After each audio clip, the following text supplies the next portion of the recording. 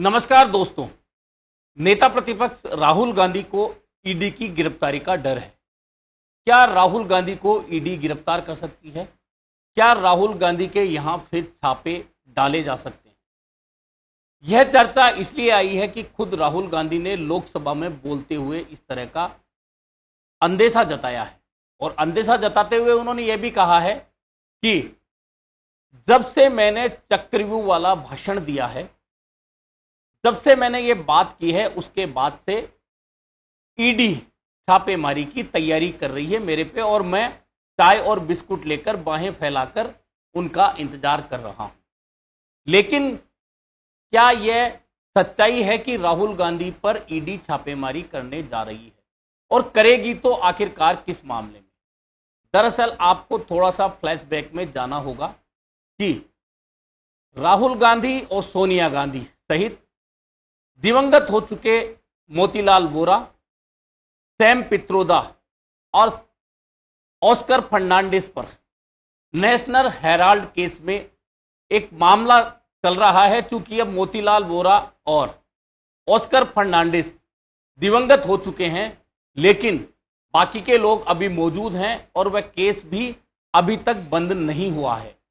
दरअसल national Herald का जो मामला है वह भाजपा नेता सुब्रमण्यम स्वामी कोर्ट में लेकर गए थे और लंबी सुनवाई के बाद में इस मामले में सोनिया गांधी, राहुल गांधी, मोतीलाल वोरा, सैम पित्रोदा, ऑस्कर फर्नांडिस को हाजिर होने के निर्देश दिए थे। और आपको याद होगा कि जब पिछला कार्यकाल नरेंद्र मोदी सरकार का था, तब सोनिया गांधी और राहुल गांधी से 2 बार ईडी ने बुलाकर पूछताछ की थी। उस समय पूरे देश में हंगामा मचा था और कांग्रेस सड़कों पर उतरी थी। उस दौरान कांग्रेस का जो दिल्ली चौबीस अकबर रोड कार्यालय है उसे भी पूरी तरह से ब्लॉक कर दिया गया था और वहां कुछ प्रमुख नेताओं को छोड़कर अन्य लोगों को जाने तक नहीं दिया गया था।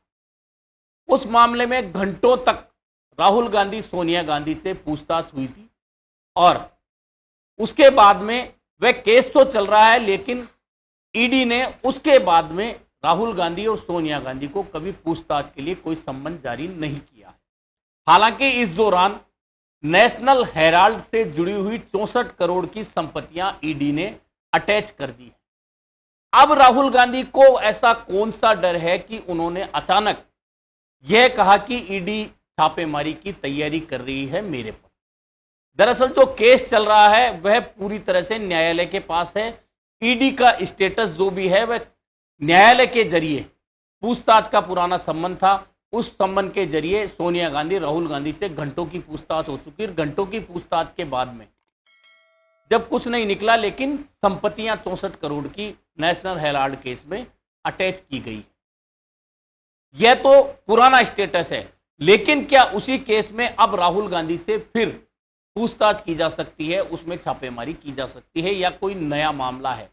तो फिलहाल कोई नया मामला ऐसा समझ में नहीं आता, ना कोई ध्यान में आया है जिसमें कि राहुल गांधी को बुलाकर ईडी पूछताछ करे या राहुल गांधी के घर पर छापा मारा जाए या उनकी कोई प्रॉपर्टी अटैच की जाए। दरअसल जहां तक प्रॉपर्टी की बात है तो गांधी परिवार के पास में दिल्ली में कोई प्रॉपर्टी नहीं है, लेकिन राहुल गांधी और प्रियंका गांधी के पास में दिल्ली के पास हरियाणा में कृषि भूमि है, जिसकी कीमत उन्होंने अपने हलफनामे में 2.10 करोड़ बताई है, जिसमें राहुल गांधी और प्रियंका का आधा आधा हिस्सा है। लेकिन कोई प्रॉपर्टी खरीदना, उसमें ईडी का कोई लेना देना समझ में नहीं आता। लेकिन चूंकि नरेंद्र मोदी के दूसरे कार्यकाल में जिस तरह से 2 मुख्यमंत्री अरविंद केजरीवाल और हेमंत सोरेन को ईडी के जरिए बंद किया गया और अरविंद केजरीवाल के साथ तो जैसा हो रहा है कि एक केस में उन्हें जमानत मिलती है और सीबीआई फिर कोई मामला दायर करके उन्हें गिरफ्तार कर लेती है, वहां से जमानत मिलती है तो ईडी फिर उन्हें गिरफ्तार कर लेती है। हेमंत सोरेन को हालांकि हाईकोर्ट से जमानत मिली, सुप्रीम कोर्ट ने ईडी की अर्जी पर कह दिया कि वे इस जमानत को कैंसिल करने के लिए कुछ नहीं करने वाले, सुनवाई नहीं करेंगे, इसके लिए आपको फिर से हाईकोर्ट जाना पड़ेगा और हेमंत सोरेन अब बाहर हैं। लेकिन हेमंत सोरेन, अरविंद केजरीवाल संजय सिंह और मनीष सिसोदिया, ये सारे मामले अलग थे। दरअसल सिसोदिया और अरविंद केजरीवाल दिल्ली की शराब नीति के मामले में अभी तक जेल में हैं और सिसोदिया की सुनवाई अभी तक नहीं हो पा रही है जमानत को लेकर। हालांकि अरविंद केजरीवाल को जमानत मिल चुकी है, लेकिन सीबीआई दूसरे केस में उन्हें गिरफ्तार कर चुकी है। वो मामले अलग थे। हेमंत सोरेन का मामला है तो जमीन से जुड़ा हुआ था, उसमें भी हेमंत सोरेन के खिलाफ सीधे तौर पर कोई जुड़ाव की बात नजर नहीं आई, तो हाईकोर्ट ने उन्हें जमानत दे दी। लेकिन राहुल गांधी ने अचानक यह बात कहकर क्या सिर्फ सनसनी फैलाने का काम किया है? क्या राहुल गांधी यह नहीं जानते कि अब वे कोई साधारण सांसद नहीं है, वे अब नेता प्रतिपक्ष हैं और कांग्रेस के अब 52 नहीं 100 सांसद हैं और इंडिया गठबंधन के पास 250 सांसदों की ताकत है। तो क्या नेता प्रतिपक्ष के खिलाफ इस तरह से सीबीआई या ईडी डायरेक्ट छापेमारी कर सकती है बिना कोई पक्के सबूत या पक्के मामले के? जो मामला राहुल गांधी और सोनिया गांधी के खिलाफ चल रहा है वह नेशनल हेराल्ड का मामला है, एसोसिएट जर्नल का मामला है। उसकी संपत्ति अटैच हो चुकी है। राहुल गांधी सोनिया गांधी से लंबी पूछताछ हो चुकी है। पूछताछ के बाद में बहुत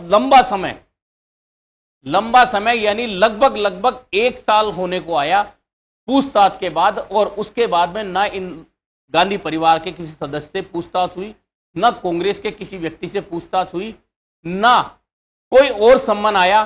तो फिर अचानक राहुल गांधी ये सनसनी क्यों फैला रहे हैं? अब इस मामले में भाजपा का कुछ अलग कहना है। भाजपा कहती है कि चोर की दाढ़ी में तिनका, राहुल गांधी ने कुछ गलत किया होगा, इसलिए इन्हें ऐसा लग रहा है कि ईडी छापेमारी करेगी, और अगर इन्होंने ऐसा कुछ गलत किया है तो ईडी को पूरा अधिकार है छापेमारी का या अपनी कार्रवाई का। लेकिन भाजपा के नेता भी ये नहीं कह रहे कि आखिरकार वे जो बात कह रहे हैं कि चोर की दाढ़ी में तिनका, तो आखिरकार राहुल गांधी ने पिछले 1 साल के दौरान ऐसा क्या कर दिया जिसमें चोर की दाढ़ी में तिनके वाली बात आ गई और राहुल गांधी को लग रहा है कि ईडी उनके यहां छापेमारी कर सकती है। दरअसल राहुल गांधी उसी वे में बात कर रहे हैं जैसा कि बाकी नेताओं के साथ में पिछले कुछ दिनों से हुआ है, कुछ महीनों से हुआ है। और आपको याद होगा कि नरेंद्र मोदी सरकार के दूसरे कार्यकाल में तो जिस तरह से विपक्षी नेताओं पर एक के बाद एक लगातार छापेमारी, चाहे वह सीबीआई की हो, चाहे ईडी की हो, चाहे इनकम टैक्स की हो, लगातार होती रही। और उसी से जोड़कर राहुल गांधी ने यह बात कही है। भले ही इसे सनसनी माना जाए, लेकिन कहीं ना कहीं विपक्षी नेताओं को सचेत करने के लिए जरूर राहुल गांधी ने कोई संकेत दिया है, क्योंकि अब बड़े प्रदेशों में चुनाव आने वाले हैं, जिनमें महाराष्ट्र भी है, जिनमें बिहार भी है, जिनमें झारखंड भी है, जिनमें जम्मू कश्मीर भी है। इन बड़े प्रदेशों में चुनाव आना है। इन सभी जगह फिलहाल एनडीए की सरकारें हैं। हरियाणा में भी बीजेपी की सरकार है। जिस तरह के संकेत मिल रहे हैं उन संकेतों के अनुरूप वहां सत्ता बदलने की संभावनाएं ज्यादा जताई जा रही है, खासतौर पर महाराष्ट्र और हरियाणा में। ऐसे में क्या राहुल गांधी अपने उन नेताओं को, प्रदेश के नेताओं को संकेत दे रहे हैं कि ईडी कहीं ना कहीं कांग्रेस के नेताओं या विपक्षी नेताओं को निशाना बना सकती है चुनाव से पहले, ताकि चुनाव पर प्रभाव डाला जा सके? क्योंकि इससे पहले भी बहुत सारे प्रदेशों में इसी तरह सत्ताधारी दल के नेताओं या विपक्ष के बड़े नेताओं के यहां छापे डाले गए थे। आपको याद होगा कि छत्तीसगढ़ में मुख्यमंत्री भूपेश बघेल को भी इस मामले में लपेटने का प्रयास किया गया था ईडी सीबीआई के द्वारा। हालांकि उनकी गिरफ्तारी नहीं हो पाई या उनके खिलाफ कोई पुख्ता तौर पर मामला नहीं बन पाया था उस वक्त। लेकिन चुनाव से पहले भूपेश बघेल पर नकेल कसने का फायदा यह रहा कि भाजपा सत्ता बदलकर छत्तीसगढ़ में अब शासन कर रही है, और उसका फायदा उन्हें लोकसभा में मिला, जहां कांग्रेस पहले 2 सीटों पे थी और अब घटकर 1 सीट पर रह गई और भाजपा वहां 12 सीट जीतकर ले गई। यानी यही संकेत अब राहुल गांधी अपने नेताओं पर दे रहे हैं। तो पिछले दिनों एक मामला और याद दिला दें, जब शरद पवार और अमित शाह के बीच में जुबानी जंग हुई थी। दरअसल भ्रष्टाचार को लेकर अमित शाह ने शरद पवार पर निशाना साधा था, तो शरद पवार ने भी जवाब दे दिया था कि तड़ीपार देश का गृह मंत्री बना हुआ है। और महाराष्ट्र में आपको याद हो तो जब उद्धव ठाकरे के नेतृत्व में सरकार थी तो कई नेताओं पर शिकंजा कसा था। उनमें संजय राउत जो शिवसेना के नेता हैं, राज्यसभा सांसद हैं, वे भी शामिल हैं, नवाब मलिक भी शामिल हैं।